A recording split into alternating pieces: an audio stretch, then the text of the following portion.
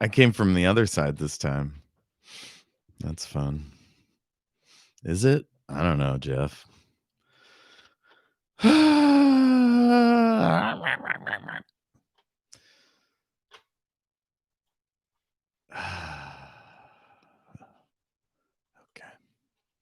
So, looks like it's working over there on YouTube, and it's working good here. There's like the tiniest delay into my ear for some reason. Anyway, here we go.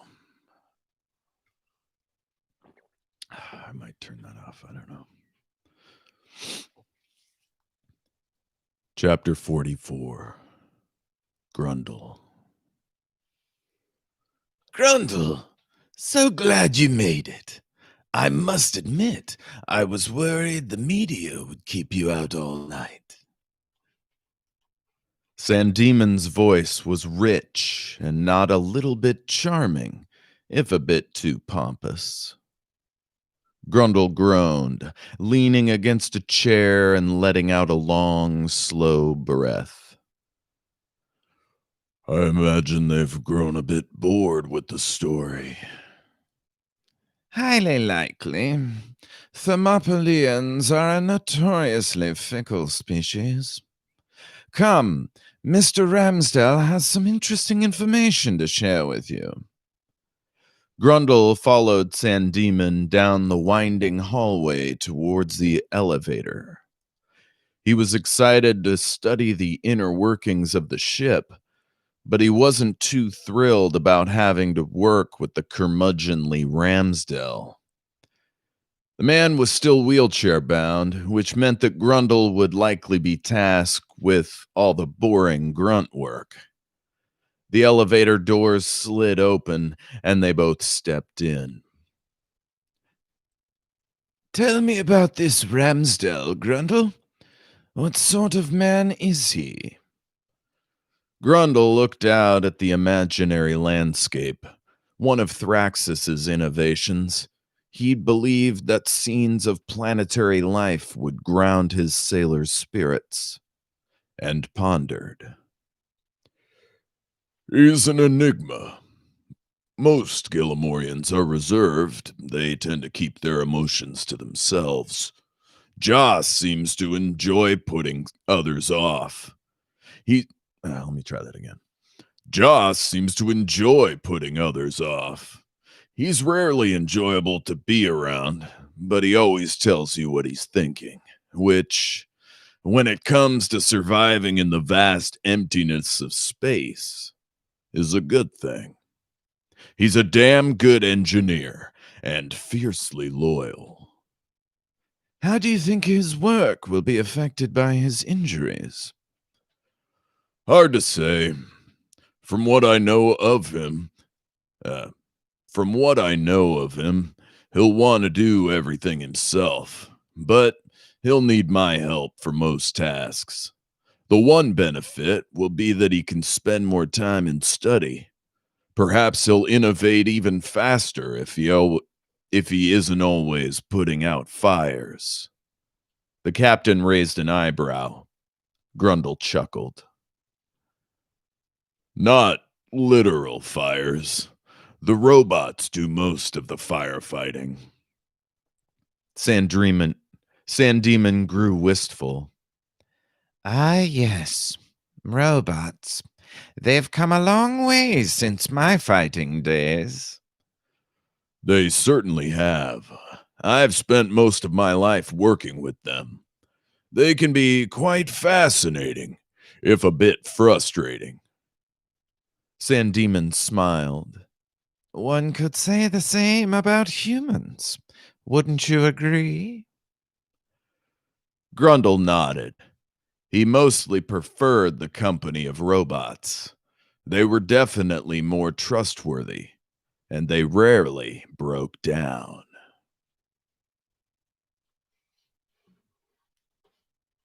Yeah. I love that, man. I love all these people. This show rules. I mean, this book. You know what I mean. I also enjoy reading it for y'all. I'm gonna hit my bong. Bong, ba bong, bong, bong.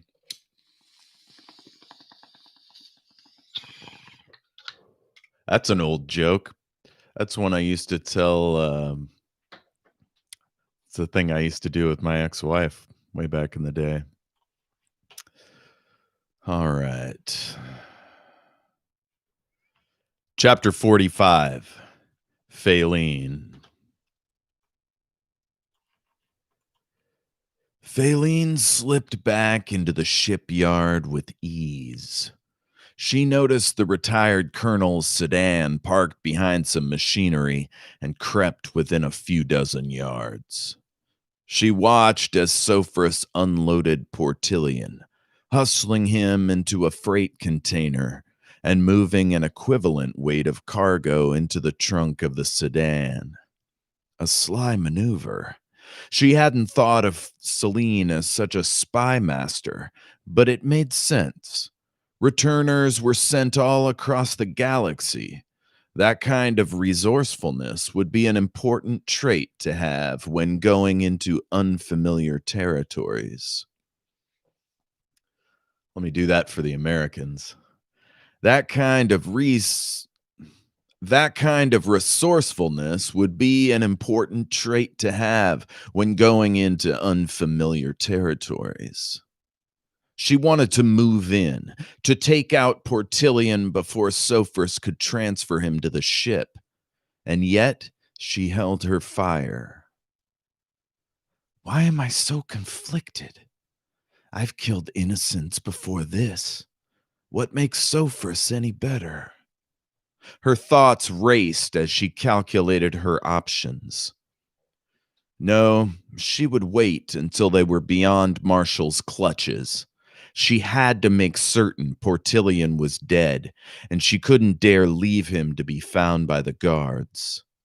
And Sophris was an effective ally, not to mention the bad karma one would invite by killing a Mistral.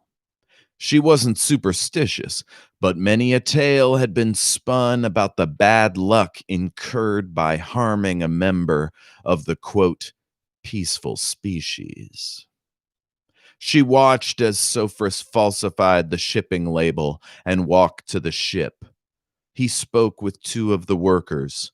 One walked over to check the label as the other powered up the cargo sled. Faline tightened up her uniform and swept her hair back into her ponytail. She marched over to the commissary to grab a sandwich. May as well eat before the next kill. She'd probably puke it up anyway, but she hadn't eaten all day, and roast beef sounded tasty. For a second, she saw her daughter's face. Faline squeezed her eyes shut, took a deep breath, brushed back a lock of loose hair, and cursed away the memory. She had work to do.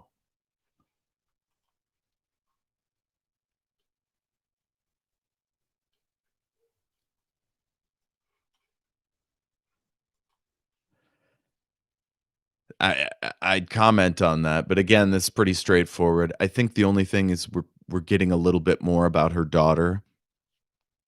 I don't know if I've named her yet. I name her in book 4 or whatever, so I should seed that earlier if I haven't.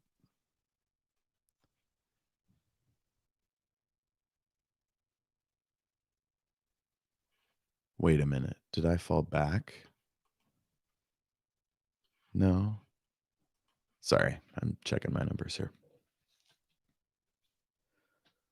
Portillion, are you comfortable? Sophris's voice intoned in Portillion's mind. Are you kidding? It smells like feet in here. I can barely move. As soon as we're underway, I'll prepare a space for you. Every bump and crack in the tarmac sent shock waves of pain through Portillion's nervous system. He was happy to be alive, free of the green shirt's control, but bouncing around in a trunk and now a shipping container was working hell on his already mutilated spine. He tried not to think about what had happened at the prison, but the accursed images kept coming back. He practiced his breathing techniques, circling down his visualizations until they were a slow moving black and white image at the corner of his eye. Slowly, his stomach untied, his sweatiness eased back, his breath settling into an easy rhythm. What had he unleashed? Something terribly monstrous had reached him, used him to manifest in this world, and he had no idea what it was. Had the statue opened a doorway from the dark realms and focused on his soul? He hoped he would reach the masters in time before the demon killed him or anyone else. He was a powerful magician for his age. Was this power going to try to take over his body? Use his magic to manipulate others? Would he lose himself and be transformed into a weapon of darkness? If only the priestess were still with them. Surely she could diagnose his condition, possibly even exorcise the creature. Or creatures. The thought made him shudder. Also, how long would he remain caged? He hoped it wouldn't be the full duration of the flight. Surely Sophris would learn the identity of the mole before he or she killed him. He had some theories, but was loath to point fingers in case the enemy was working to divide the party through baseless suspicions. As the crate was slid into position, he could hear the faint sounds of his compatriots' voices ringing throughout the hold.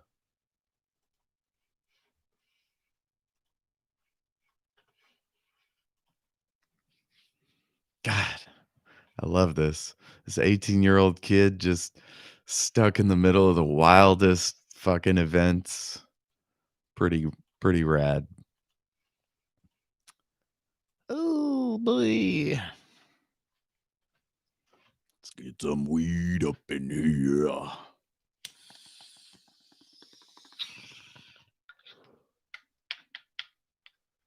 Man, this mic is so sensitive.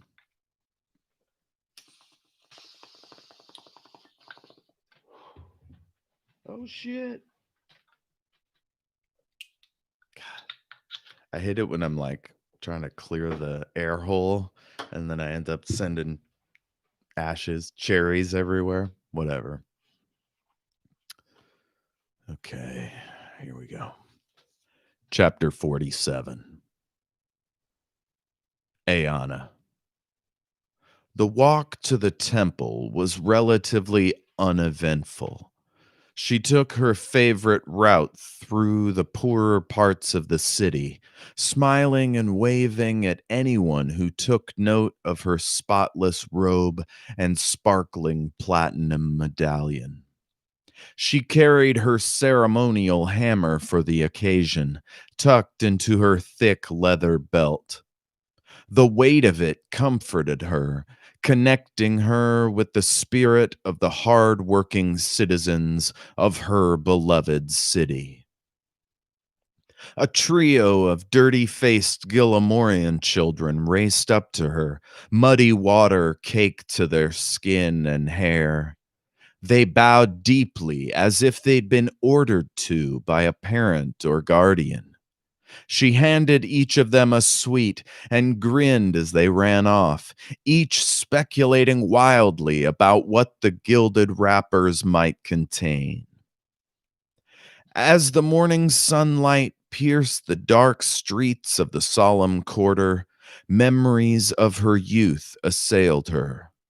All the times she and her brother had played in the lazy waters of the Dorne, which her mother had informed her repeatedly was thick with toxic sludge from the city's many factories.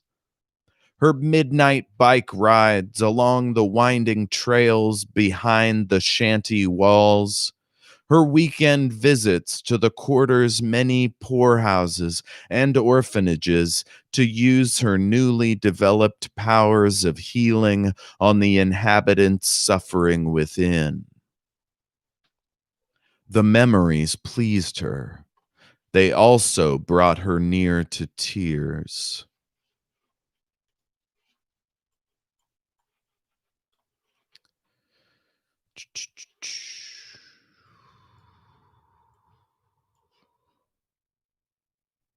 Sorry, I was moving a thing around so I could make sure my video is working right.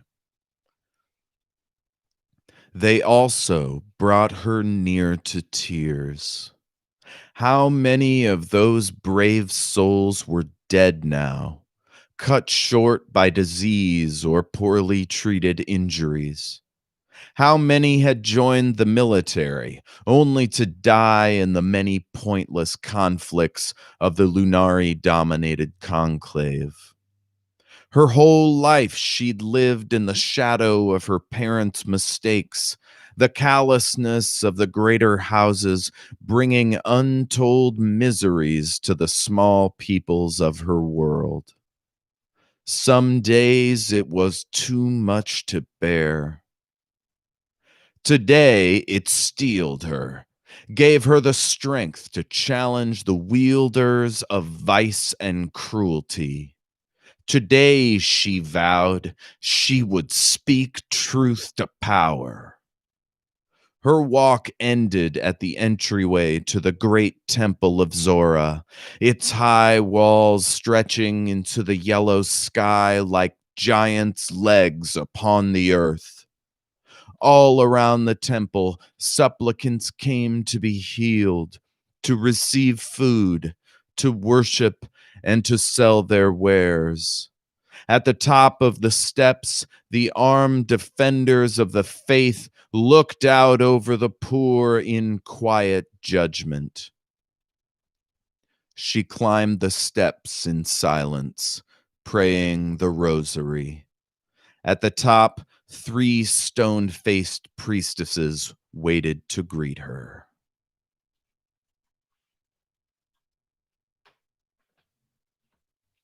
Hell yeah. Fuck, Aeon is the best. I love her. I almost started crying, like, when it got to, like, she was here to speak truth to power. Like, nobody cares about people like Aeon. Chapter 48, Joran and Faylene.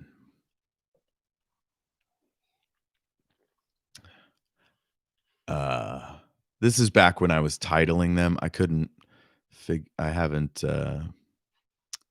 see, I don't know for sure who's from whose perspective this is, so I guess it'll come out. Faylene, you have a minute? Faylene was wearing her standard travel uniform. Did I say? Whatever. Faylene was wearing her standard travel uniform, a loose-fitting half shirt and leggings, a single sidearm at her waist, and a bracer sheath holding a wickedly serrated knife she called Ripper. She was braless and shoeless. Joran noticed her toenails were painted a deep emerald green. He wasn't thrilled about it, but the shape of her body definitely had an effect on him.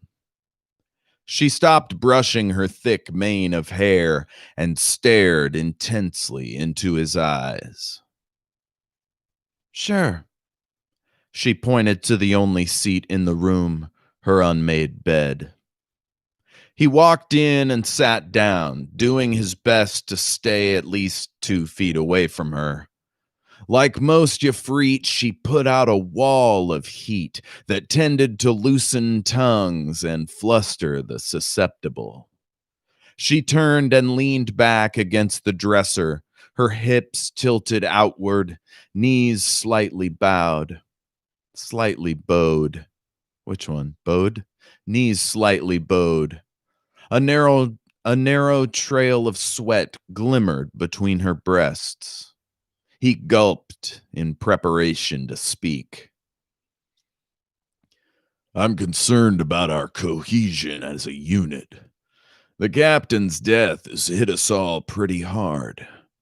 He was a good man, and his sacrifice, at this point, appears to be for naught. She listened intently, rubbing one smooth forearm with her other hand, chest slowly rising and falling as she breathed.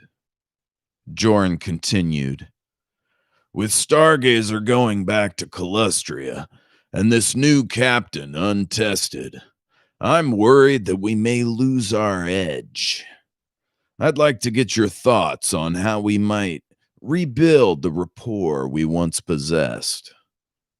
She laughed bitterly. Rapport? Ramsdell is a complete asshole. Let me start that again. Rapport? Ramsdell is a complete asshole. Sophris is a weird-ass moon face with his own stupid agenda. Grundle's like a lovesick puppy who can't find his mistress.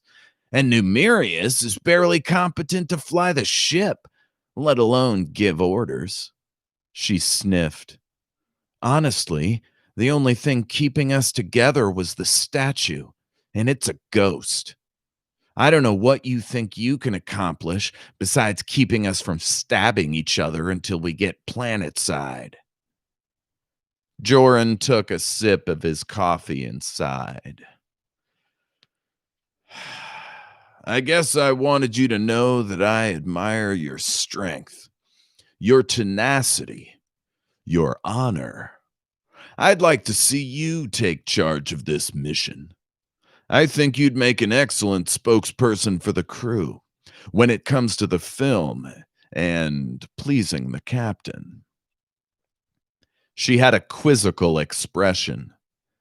You think I care about this stupid video? All I want is to make money and kill pirates. Everything else is bullshit.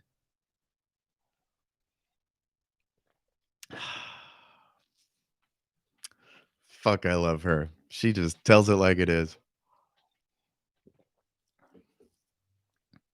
Joran rose to his feet, involuntarily groaning from the pain in his... Fuck. A lot of N's in this sentence. Joran rose to his feet, involuntarily groaning from the pain in his knees. He extended a hand, resting it on her arm where she was rubbing it. He spoke calmly, even warmly. Faline, I know how much he meant to you. There will never be his like. Perhaps one day you will lead a crew and accept the heavy burden of leadership. I truly think you'd excel. With your skills and talents, you'd be a great asset to any vessel. You'd be a great asset to any vessel.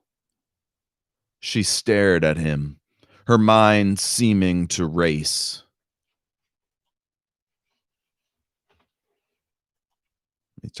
Start that again. She stared at him, her mind seeming to race. You flatter me. I don't respond to flowery words. Joran squeezed her arm softly and spoke. I don't flatter, Faline. It's not in my nature. He tipped his head and walked out of the room, the door easing shut with a whisper of air. As he sauntered down the corridor, a wry smile graced his lips.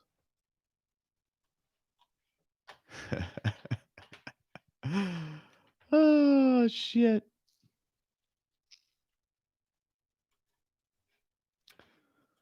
All right. right, folks. Well, that'll do it for now. Next time, we'll get into book 4, City of Stars.